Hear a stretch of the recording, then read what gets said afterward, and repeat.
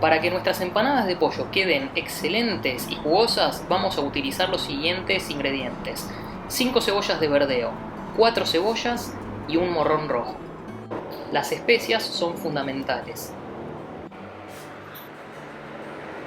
Del pollo yo prefiero trabajar con la suprema, ya que se puede cortar bien chiquitita.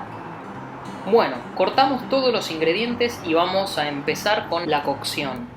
Ponemos a calentar un poco de aceite, añadimos la cebolla y mezclamos un poco. Inmediatamente después van el morrón y la parte blanca de la cebolla de verdeo. Mezclamos bien todo y cuando la cebolla empieza a transparentarse, vamos a agregar el pollo.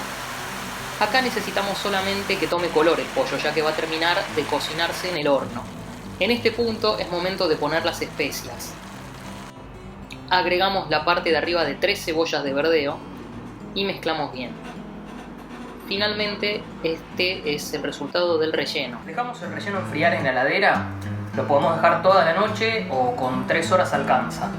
Una vez que ya está frío el relleno, vamos a armar las empanadas. Primeramente agarramos una cucharada.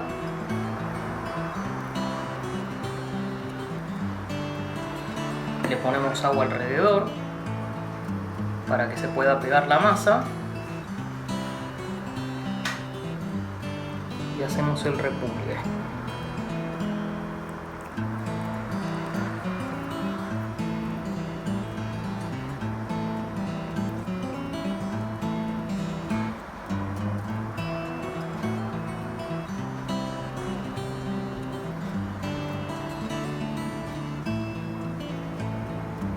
Acá tenemos.